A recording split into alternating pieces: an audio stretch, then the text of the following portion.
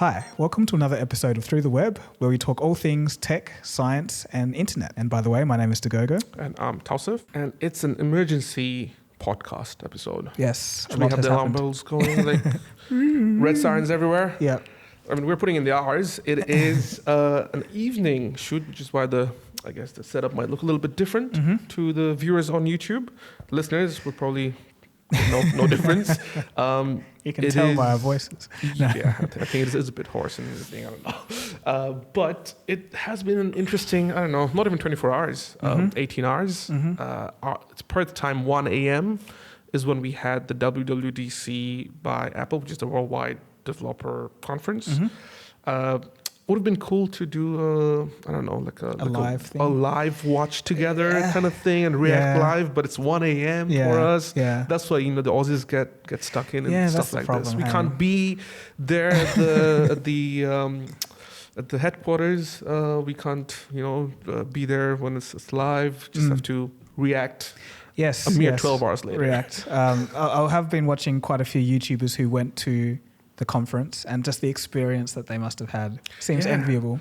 Look, Tim Cook, if you're listening in, I mean, we're available for the September event, so would be good to come in. But look, it's been incredible. It's been incredible to see the updates, the memes, the reactions, the videos, and we're gonna go through all of it today. So today's episode, none of the usual stuff. It's just centered around the updates that came out with Apple. At roughly 18 hours ago now, and we're just gonna break down most of the updates, if not all, and just go through what we found interesting, what was revolutionary, and maybe what was not so much. So look, we'll start off with you, Dagogo. I mean. We're going to keep the obvious at the very end, right? So people who've already watched WWDC, they know what's coming. And we're not going to touch onto it, pretty much like what they did in the WWDC as well, right? Yep. We're going to push it in the end. But prior to that, a few really cool updates centered around I think the first update was around the MacBook Air, the 15-inch MacBook Air. World's thinnest 15-inch laptop is what they're saying. Powered by an M2 chip, gets up to 18 hours of battery life, and starting at around $1299, 3 microphones, 6 speakers with force-canceling subwoofers. Pretty run-of-the-mill stuff in most cases, but it just seems like upgrading it to a larger size with still packing in some serious processing power, and everything else that comes with the M2 chip. Seems like a really good bargain for anyone trying to get into it. Yeah, but I think it's a very smart move for Apple because their airline is actually Soon. The MacBook Air. Apple. Anyway, their MacBook Airs are the best selling laptops that they have. They're like the mass consumer ones that everyone picks up. So it's for those people who want a little bit more screen real estate but don't want to fork out and don't need all the power of a pro device. So I think this was filling a void that's been sitting in the MacBook lineup for a long time. So I think, it was like something like 10 years ago. They used to have a 15-inch like lowest model, but now they don't. I think it was the Air still back then. But so I think it's definitely going to sell like hotcakes. I think this is going to be a good sales move for Apple. For sure. I've been in that zone where you were maybe last year. Where it's like, should I make that move? Should I make the jump? This is a tempting one, yeah. And now you've for those who's seeing, it's got that big Apple logo just sitting on his lap right now. And for me, I'm in that. I think I'm just watching this update. Like, if I were to make that jump, it would probably be with that 15-inch MacBook Air. Right. It just seems like accessible, seems, even though it'd probably be more expensive than other laptops in the same category, but it's Apple and everything promises it to be. Just a few words, 18-hour battery life. I think that's where it really, and it's not like when you unplug it, the power is not powerful, or the performance drops like 100%. It's the same. Yeah. And 18 hours, you just cannot get that from any other brand. And that was one of the selling points for me, just having that same performance and extreme battery life. I thought that was just and I think just overall, especially with the other updates that they've introduced in this conference, I think and we'll go through them one by one, but this seems like I guess, the entry point for me, the gateway drug, I guess, to the Apple ecosystem. So we'll see. Welcome to the dark side. I know. And straight after that, they talked about the Mac Studio as well. And apparently the new model comes with the M2 Max chipset, or the new M2 Ultra chipset, which basically means the two M2 Max combined. Yes. Which enables it up to getting 120 gigabytes of memory, and also a 24-core CPU. It could stream 22 videos at 8K ProRes resolution all at once. What would you use that for? Well, so it's just for like extreme pros who want to just do crazy stuff. But I think the thing about this is it's almost the perfect form factor for it. I think, having the Ultra chip in such a small area without heavy fans and all of that, I think is just, it does a lot for a workspace. But I guess, I don't know, do you have anything else to say? No? Yeah, moving beyond that, when we're looking at the Mac Pro, it makes a little less sense because you've got the same Ultra chip, but you can't expand the RAM, you can't expand the memory. So it turns into this thing where, it's just this huge empty case essentially. And some people were disappointed because with the old Mac Pro, you could get up to 1 terabyte of like RAM. And with this one, you're stuck with 192 gigs, which isn't a small amount, but I don't know what these people are using it for, but I guess if you need a terabyte of RAM, this might be a bit of a disappointment. So I've been hearing a bit of that. And there's a question mark on if you can expand the graphics.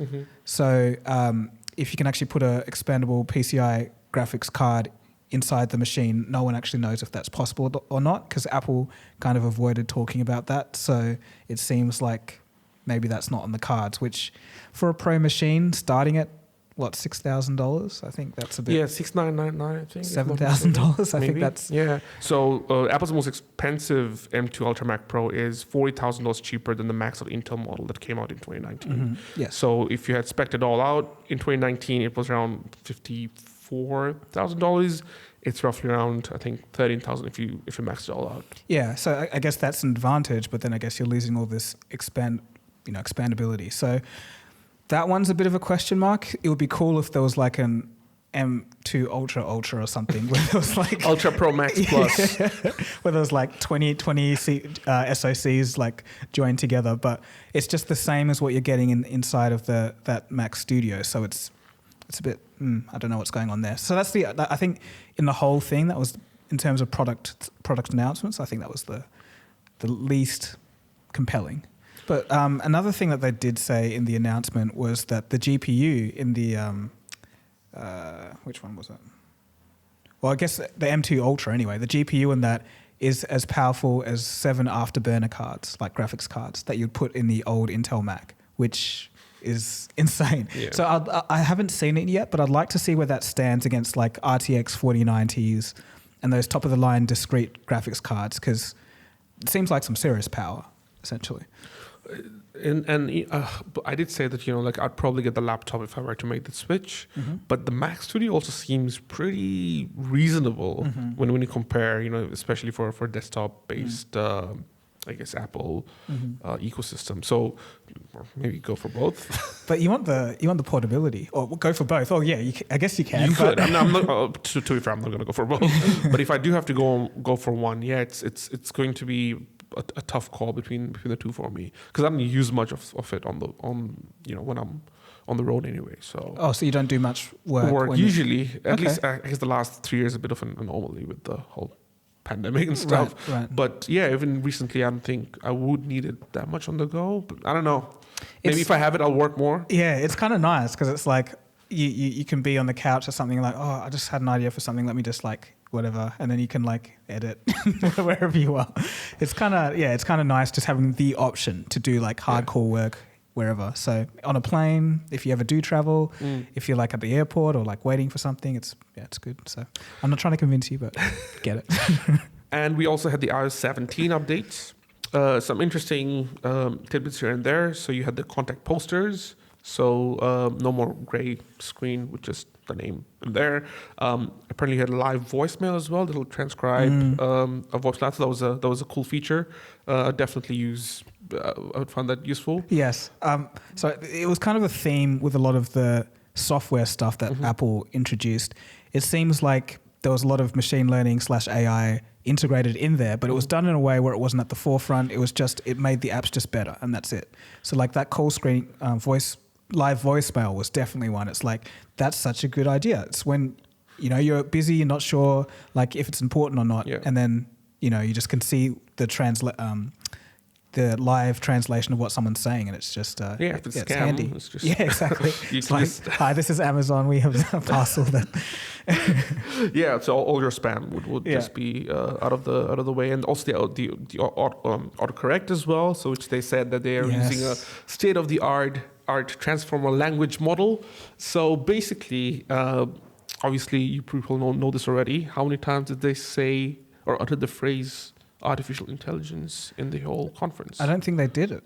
I think they only said... It was a grand total of 0. Yeah. They haven't mentioned artificial intelligence they said, or AI They said neural networks. Yes. They said machine learning. They did everything they could to get out of their way to not mention the words which is interesting and probably good, because it makes people not, I guess in their subconscious, like say, oh, this is hype. It's kind of like they're just saying it. And in comparison, in the Google's I.O. keynote, how many times do you think they said it in the 2 hours? 46. 99. Wow. So much so that when they introduced the Google Pixel phone, they didn't even call it a smartphone. They called it an AI-first mobile computer. Right. Interesting. It's just the drastic differences between Apple and the tech companies. Yet again, I think is I mean stuff like this is the proof, right? And again, there could be people taking it in a different way. But I just updated, I just made a status update a while ago saying that Apple's the only company that I can think of that could get away with not mentioning AI at a time when every other tech company is mentioning it in every sentence like 5 times. Yeah, it's interesting because like. It's like Google and Microsoft / OpenAI. They're in this battle, just like who can do AI the most, and Apple just stayed out of it. It's like, but that's the thing. It's not like they haven't used AI, because as mentioned, the voicemail stuff, the autocorrect stuff, and so much more. Like they were using terms like machine learning, like language models, neural networks, all that kind of stuff. And I think it was a very conscious decision from them. Not saying those words. So just continuing on with the other iOS 7 stuff. So just the thing. Yeah. Sorry, another thing. So Craig Federighi, when he was talking about the keyboard stuff and also the other thing to do with setting multiple alarms, it showed Apple was conscious of what the consumers wanted, what they were complaining about for so long, and they took it with grace and a sense of humor, saying, "Okay, we've finally fixed these things that people have been." Like pegging us for so long, because multiple alarms. Come on. The way he looked at the camera and he was like, we truly live in an age of wonders. At first I thought, is he being serious or is it sarcastic? And then I was like, oh, he's definitely being sarcastic. Yeah. And also when you want to, and for the autocorrect, when you want to type a ducking word, I think that was great. Yeah. But that self-awareness has been... And also out of the whole since we're on the topic of Craig, out of the whole presentation, the thing that surprised me the most was that Craig could actually play the guitar. Yeah, well, like he did some tapping and that was actually legit. So I was like, okay. He seems like he's really got into this version of himself that wasn't there in the earlier conferences. It seems like he's becoming part of the brand, but not in the way that Steve Jobs was, but it's in like this underhanded comedic way that gives. It's like he's a character. He's a character within it. So yeah, very interesting on that. Other than that, they had the airdrop. The airdropping stuff, which also includes the name drop, which reminds me of early Bluetooth technology. You remember that? Yeah, like where you have to share those contact cards. Yeah, not even just that, but like MP3s and everything. But yeah, contact cards and all that. And I think that's a good move. It should have been there from a long time ago. Of course, you'd mentioned the MP3s. I know nothing. Look, a few other interesting stuff. That they had a journal app, the standby mode as well while it's charging. It looks like it was almost like the home device kind of mimicking that kind of environment. Yeah, and I thought that's original. It's like it's not a hard thing to implement, but I've just not seen that from any other brand. And it's just, I don't know, before we get to the big stuff, it seemed at this point when I was watching, it's like, oh, Apple's kind of woken up. They're fixing stuff that was wrong. They're innovating again in small little ways, but also in bigger ways. And it's just like, this is a different Apple from where they were like 3 or 4 years ago. Like, remember the whole butterfly keyboard and the whole debacle with the touchscreen, like badly built Macs and everything. I don't know if that's fully gone yet, but you know what I mean? They seemed like they'd lost their way a little bit. And then the M1 came around and people were like, oh, this is interesting. Then the M2, and then now it's like, oh, they've really found their footing again. I think we're seeing a new Apple in a way. Well, a new old Apple. Like, it's back to the old days. Yeah, in some ways. Yeah. And I guess I'd like to take a moment here and basically get Brayden to play a clip of myself last year where I predicted that this year Apple will come out with something big. This is one of my big predictions of last year. I feel that Apple will come up with something revolutionary. Glasses. So, and it will be an industry that they haven't touched before. Uh-huh. So potentially glasses. Yeah. I think I'd like to say, I'd like to take all the credit here because I think Tim Cook listened in and it's like, it was on the Through the Web podcast. We have to step up now. It's like, what's this podcast? Oh, we've got to do that. Yeah, that's a great idea. Like, everyone get on. To be fair, I wasn't that specific, but I did mention my reasoning was that they have been away in terms of not innovating in a way that really established them as a brand all those years. And I think everyone's saying like, it's been 9 years since they dropped a monumental kind of product. Mm-hmm. And I guess this WWDC kind of established them kind of back in that zone where they are innovating in a way that not many companies are without, again, riding the hype train. Right. and things of that sort. And I guess in December when I did that prediction, I was like, they might do something with AI. They might do something with like a device. And you mentioned headsets and stuff. So I guess this is where we jump into the biggest announcement that they had with the conference. I can do you one better. So you predicted this in December 22. I had a video out 20th of June 2020. Apple's next big thing. Damn it. So yeah. I remember I did the video, but someone like posted it as soon as the thing came out. I was like, you predicted this 3 years ago. And I was like, oh yeah, the Apple Glass thing. But the thing is, AR glasses were being rumored for so long. There was heaps of patents coming out. I think they said over 1,000 patents? Or was it 5,000? There was definitely close to that number. And again, it wasn't just Apple doing this stuff. Right? And we're going to get into that as well because this isn't technically a new concept. Oh yeah.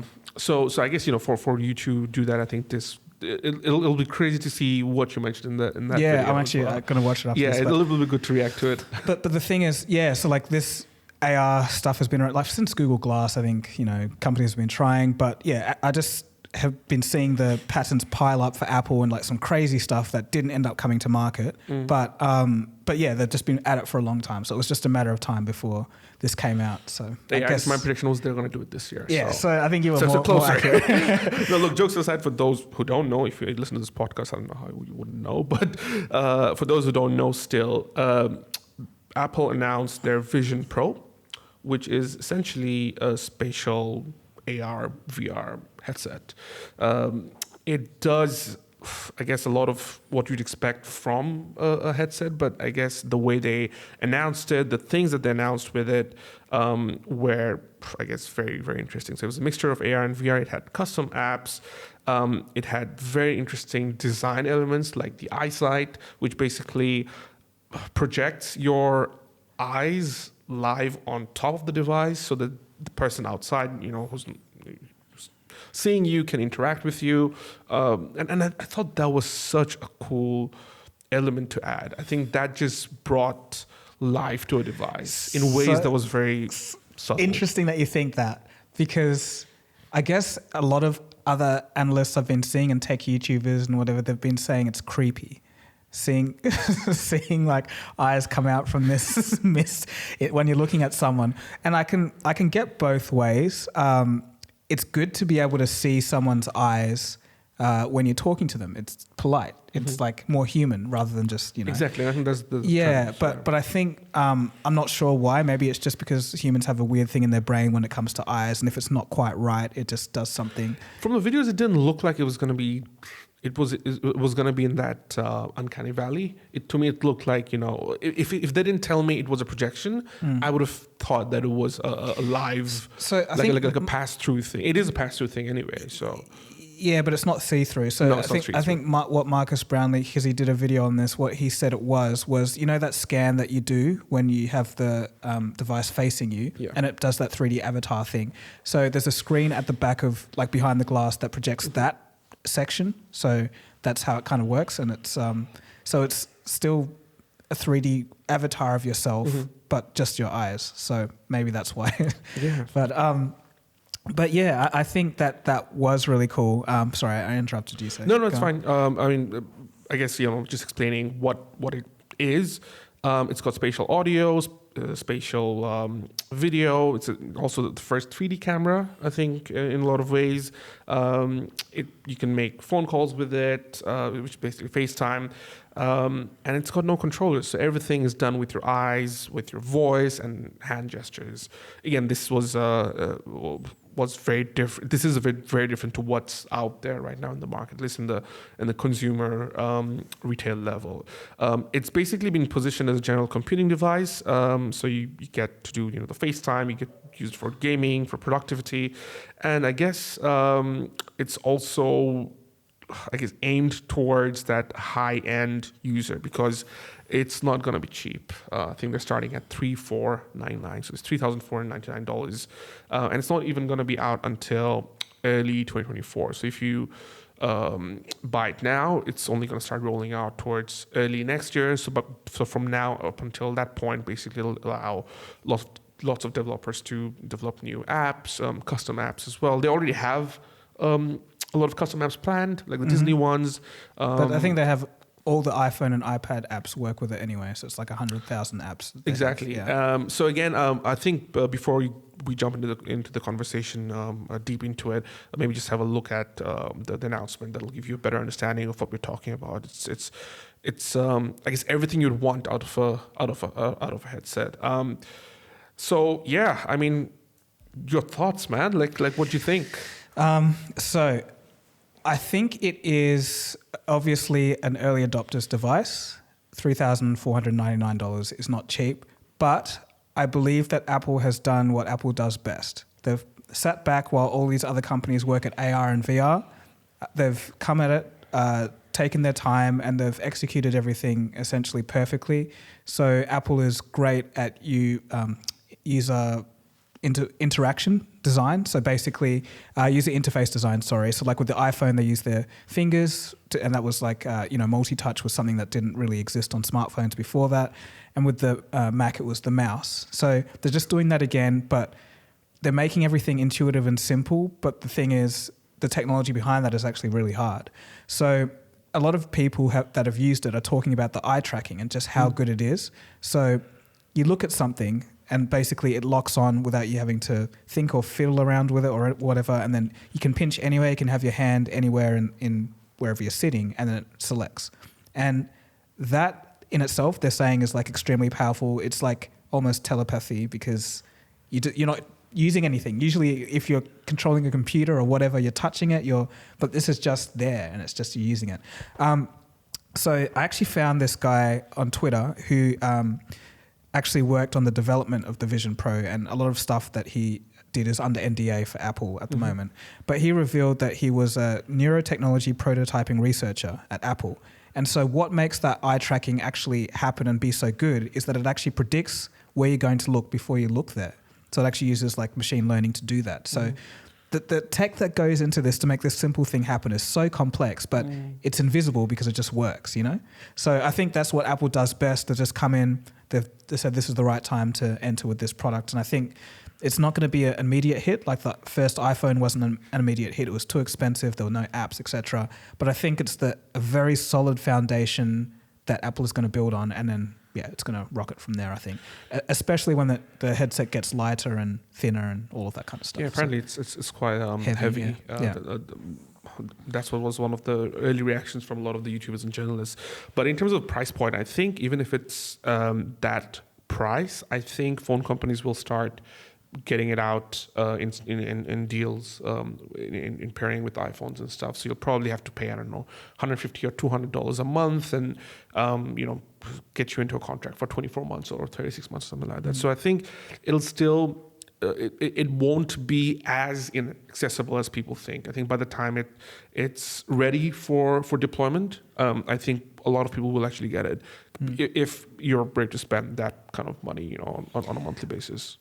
That's true, but I think the real one will be, because I was just telling Brayden before, this is the Vision Pro, right? So usually with that naming scheme from Apple, that means there's going to be a standard model or an SE or something like that. And I think that's the one that's going to because when all the reviews and all the apps and when people start talking about it in a year's time or whatever, everyone's going to be like, wow, that's so amazing. I want one, but it's too expensive. Yes. And then there it is. The next version comes along. It's lighter, cheaper, maybe missing some features, not as powerful, but it's going to be it's going to be geared towards obviously the high end users, as you mentioned, people who are really big Apple fans, and also developers, maybe even enterprise users. I guess the difference between this and what's currently out there. So if you think of what's out there, we're looking at the Microsoft HoloLens 2. Again, it's not a new concept, right? If you think about it, it came out 4-5 years ago. The original HoloLens, I think 9 it was years ago. Yeah, almost.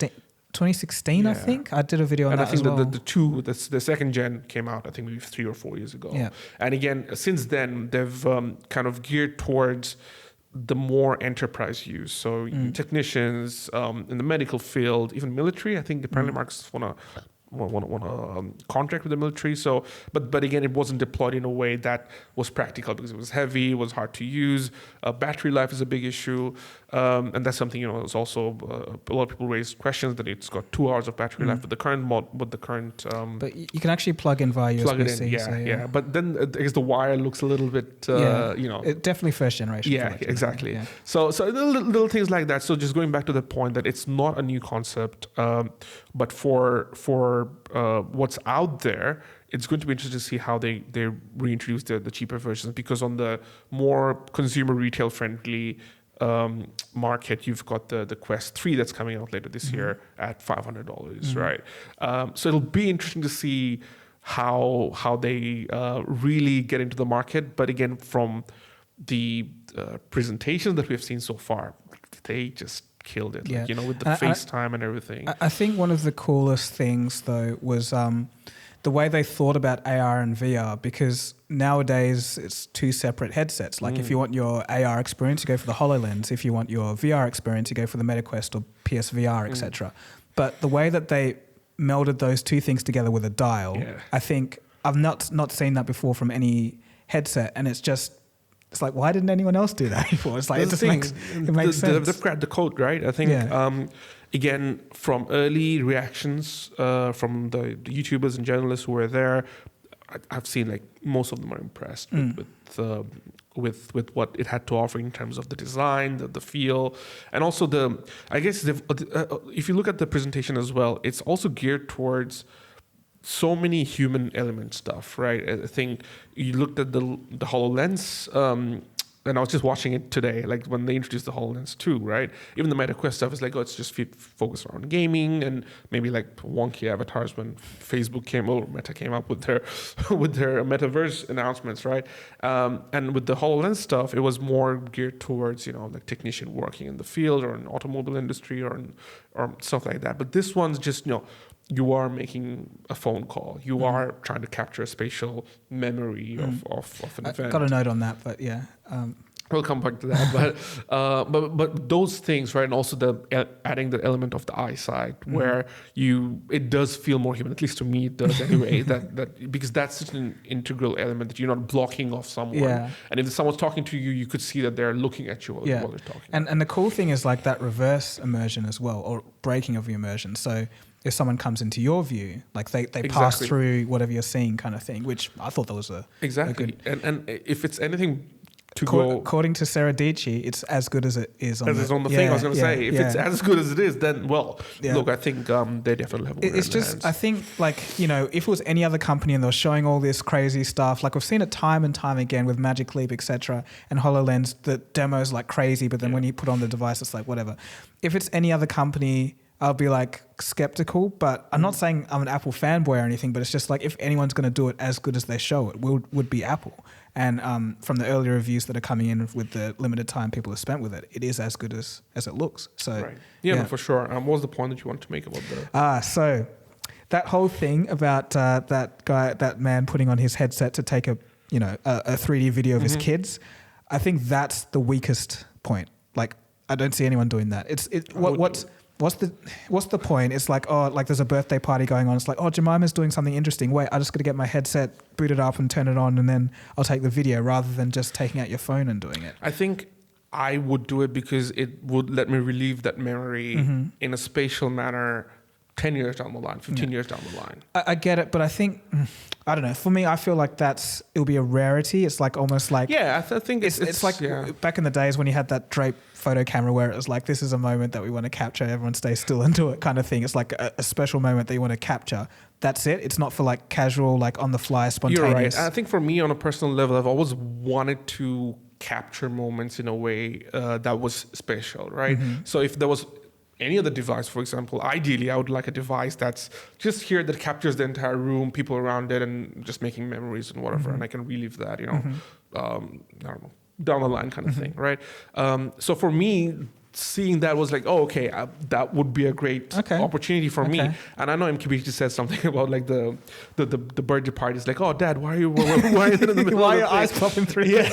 but I thought, how is it any different from having a big ass DSLR in front of your face and you're taking like 50 pictures while others are cutting cakes, right? But the thing is that the DSLR, you can just, it's like it's there, it's away. Like this thing, you're in it, and it's like you're it's for 30 seconds while they're cutting the cake, and then you just take it out. I don't know. But you're right. It's going to be rarity. You're not going to be using it like... I think that what I'm saying is I think they showcased a lot more useful, or not useful, but a lot more, I guess... Practical. Yeah, practical use cases. I agree. Yeah. I agree. I think a small detail that was really cool was when they were talking about, having that home cinema or being able to watch on an infinite screen kind of thing. Man, that was just... The thing that they mentioned that I think maybe I haven't heard people talk about, but it was mentioned, was that the reflections from the screen and the way the light behaved interact with your environment. So if you have like a TV, like imagine a virtual screen in front of you, since we're wearing glasses, imagine we're wearing glasses, and basically it's say something very blue is on the screen, like there'll be a blue slight hue that's all over the room in a way. So that kind of thing, like, it's just those little touches that make it seem like you're really there, and it's just... Why hasn't anyone done this before? It's the same kind of thing. Like, I guess that's kind of hard because it has to model your environment and then literally simulate the light. But it's got an M2 in there, I guess. And I guess for me as a sport fan, just seeing that basketball thing, like watching it in the big thing, and I think MKBHD mentioned something which I thought, was a thing about ages ago, was like having courtside, and I don't watch basketball, but when I was to watch soccer, I'm still just watch soccer, like why can't, for example, the referee wear like a specific camera that could then relay a live thing that you could work from the first person perspective and change between the shots. So I think that could become a reality very, very soon, where it's a subscriber when base. MKBHD was mentioning it for basketball, what I imagined was there'll just be like some kind of pole with a special 3D camera. And then everyone who's paying for that just sees from that seat kind of thing. It's already there as a concept. It was there. I remember they had those cameras where you could just get on Facebook and watch it like on a screen, but again there was no good viewing capabilities, right? And again, this just cracked the code. I'd be happily willing to pay a certain amount a month to get that access, right? So again, and I think one thing that would be cool is adding that communal aspect to it. So again, if I were to watch, and this is where I guess that metaverse idea was first birthed out of. Like again, I've got friends who are all over the world. We used to watch soccer together, ages ago, but now we're in different parts of the world. What if we all got the same device, got it on as if we were in the lounge together, watching it in the big screen, right? Like stuff like that, I think would be the next kind of step from here. And the thing is, like, because it's opened up to developers, someone just has to create an app. Exactly. Like, how funny would it be if Facebook comes up with like a really good app where it's all like on Apple's hardware, but it's the metaverse. Exactly. So I've got a few questions written up, and one of them is in line with that. So do you think this will kill Meta, or it'll actually help them? That's a really interesting question. I think it would probably hurt them because I just feel that Meta and Apple aren't on good terms after the Apple introduced that allow tracking button and it killed all of their advertising revenue. So I think Apple doesn't want to let others in to take a cut of what they could be getting from apps, like app sales or whatever. So I feel that it's not going to be good for Meta, but that's just like my gut reaction at the moment. But I think it'll help them. Okay. Because up until now, even the concept of people wearing a headset and trying to do this was just laughed at because it's nothing good. Now that there's an entry point to that, I think Meta could capitalize on it. So if they have in-app experiences, because they probably won't be able to stop like a Facebook VR app within the Apple headphone, right? Like, I don't think that's happening. But if they have some sort of experience that's within the Facebook app that then allows for people to do that, then I think that'll help them. And also at a cheaper price point with Quest 3, they may be able to get more people to get that version in. Okay, that's probably true, but I guess it's like, I don't know, with the Quest 3 and everything, just what I'm hearing, not I don't know about the Quest 3, but the Quest 2 anyway, but just hearing about how it's like to get inside menus and how intuitive it is. It seems like it's a bit of a pain, like jumping between apps, and I've seen some videos of it, and it seems like Apple's version is just so simple that people wouldn't want to once they've tried that. I mean, that's you say that, but then I think there's always going to be a portion of the crowd who wouldn't want to go that Apple route because it's too expensive. That's very true. And in some ways, it'll give birth to that other side of the Apple, as it always has in some ways. And I'm not saying Android exists because Apple exists, but I think this competition would actually help Meta in some ways. Well, yeah, you might, like now that you're saying it, you might actually be right. And I think now that finally it's been revealed what Apple's take on AR and VR is, there's going to be a lot of companies looking at that and saying, okay, how can we recreate this for half the price or less? And they're not going to be as good, but it's going to be, a step up from where we are now. And then who knows? We could be seeing Meta lead that charge as well. So it'll be an interesting few years for sure. I guess another question was, will it help Web3 side of things, But I don't think they've mentioned it at all in any of their stuff. So there's a question around that, like because now everyone's in that train, will it now open doors to the metaverse and stuff like that? But I think that train's...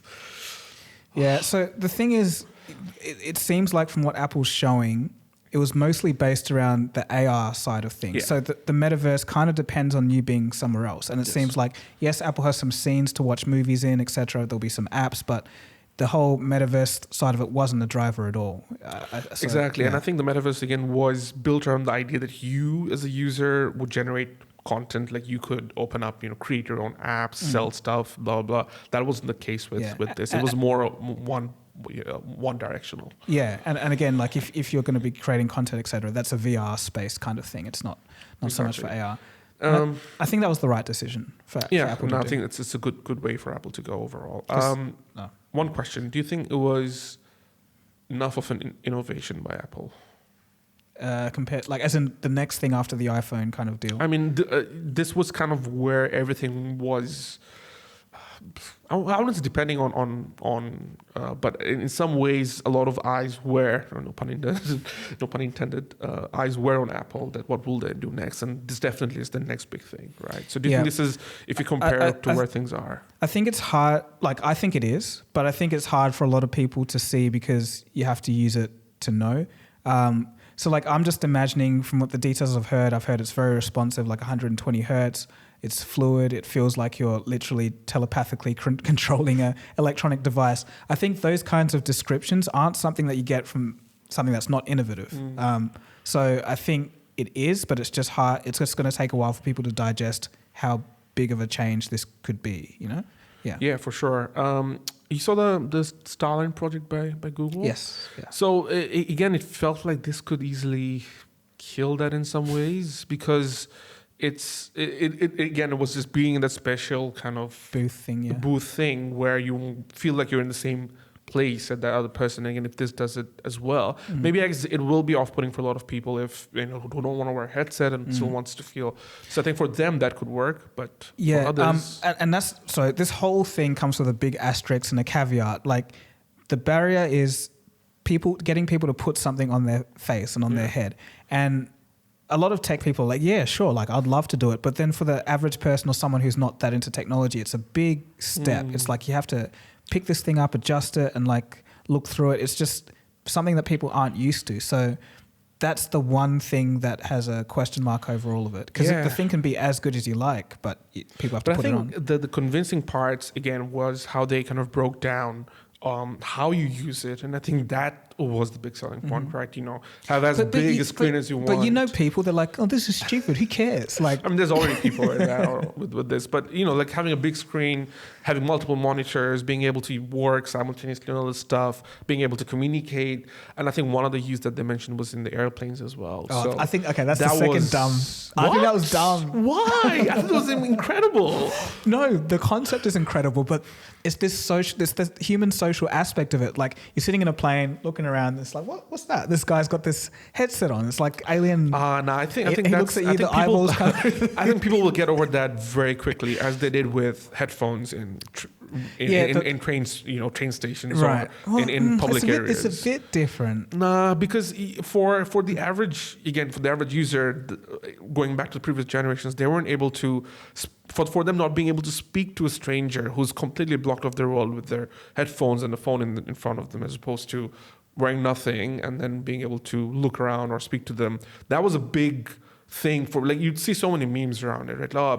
And I think even if you speak to an older generation, right, who don't do that, they would say, the times have changed. Like, this is really annoying. I get it, but it feels, okay, this is just me, but it feels like that kind of thing of putting on a headset and interacting or watching a movie or whatever is a very indoors thing. Like you'll do it at home or at work or something like that, but out on a train or bus I think train and bus, not so much, but an airplane, I can definitely see people doing it because that's a very private space. You're stuck there for hours. And I guess it's like an advanced eye mask, maybe. Yeah, exactly. Like that. If anything, I think a lot of people even like to shut themselves off, kind of thing. So. Look, I guess in that space maybe, but I think maybe it's just me, like the shock of it, just like this googly-eyed alien. So apparently it only comes up when you want to speak to people? It's when it senses that there's another person in the room, but then like... So you're right. I'm sure, people get used to it. I think that's... I remember it being for the home screen and like desktop apps, so I think if you're watching a movie, it's just covered. Yeah. Well, look, I mean, these are still very early reactions. This is very fresh. It'll be really cool to get our hands on one of those. So again, Tim Cook, I know you've listened to us in December once. Send us one our way or something. They don't even do that kind of stuff, and that's what's so interesting about Apple. Like they don't go the general route. They're not gonna be giving out for influencer reviews or even the social media presence. They don't have any, I think, and they only use sponsored ads. Yeah, they tweet official stuff. But that's about it. But it's just. Yeah, like it's just the Apple way, I guess. Like they spent so many years keeping this thing secret, making sure it's perfect, and they're just hoping that the product is so good and so compelling that they don't need to harp on about it in terms of advertising or anything. It's just going to be that good. So, yeah, I think early reactions from what I'm seeing from people is it's as good as what's shown, and what was shown was amazing. So, quite promising, but still some caveats, the price and also how heavy it is and the googly eyes. You're stuck in on that. Maybe if it came with an MP3 player, then it'd be with the what? With an MP3 player. Yes. Oh, actually, I was thinking that. I wrote that. Look at me get excited. It's like MP3 player. No, but it's true. No, because I thought about that. It's like when the M3 comes out, then the battery life will go up substantially. They may not even need that pack anymore. Yes. It should get a little thinner. And I think, with the M series iterating, like it'll get better and better just naturally, because I think there's a cooling system now. I think it needs not sure if it's a fan, but they said it was being cooled, so that stuff would go away. So I think there's a clear path technologically to it getting better and more efficient and smaller, etc. It's not like this is the maximum that they could do. Yeah, well, it's been good reacting to this. Hopefully we can do this live at some point. Yeah. Maybe next time. I don't know when they have the Apple airline. Where everyone has glasses on. Anyway, I think we're getting a bit silly. So thanks for watching and thanks for listening. Tell us what you thought about the whole WWDC in the comments section below. Would love to know. Till next time, have a good one.